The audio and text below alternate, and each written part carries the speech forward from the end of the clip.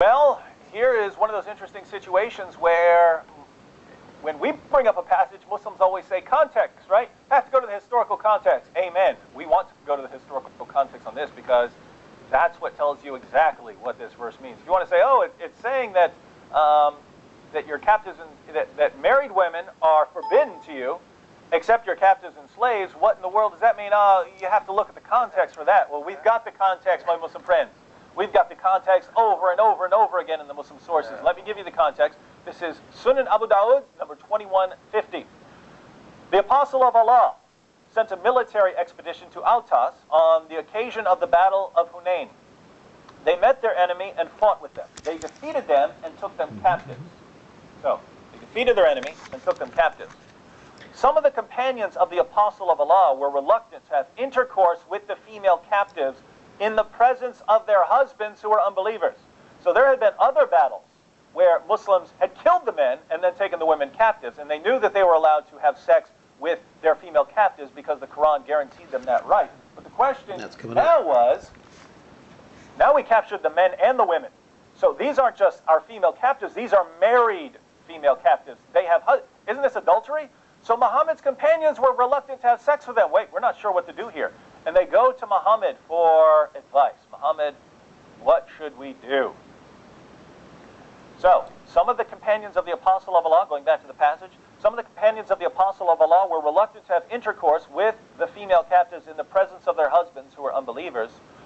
So Allah the Exalted sent down the Quranic verse, and all married women are forbidden unto you, save those captives whom your right hands possess. What verse is that, Sam? That's chapter 4, verse 24, what I just read. That is to say, finishing the passage, that is to say, they are lawful for them when they complete their waiting period. So there would be a waiting period to make sure that the woman wasn't pregnant from her husband. After that, you can have sex with them all you want, even though they're married. Their marriage doesn't matter. So context does matter, my Muslim friends, but context doesn't help you. When you actually go to the context, you find out these verses are every bit as despicable as they sound. And that is a horrible, horrible teaching. You can capture a woman and her husband and then rape the woman in the presence of her husband, and who cares? Exactly. They're filthy unbelievers. But Allah says it's all okay. Allah puts His stamp of approval on it. And I also find it ironic that this is a Saudi Arabian translation that says it's not just limited to captives and slaves. In light of all the reports we hear that come out of Saudi Arabia, where you have maids who are being raped by their employers, like you hear about stories, atrocities done to Filipino maids in Saudi Arabia.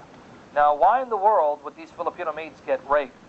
Well, because according to the Quran, being a maid means that you're their slave, and your employer wouldn't consider it rape.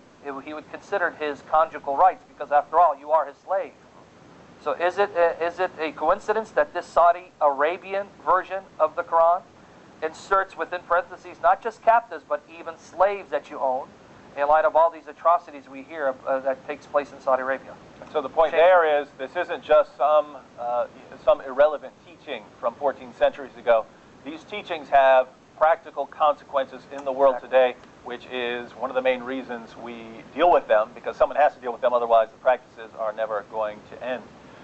All right, well, our number 7 top 10 reason that Muhammad is not a prophet is that Muhammad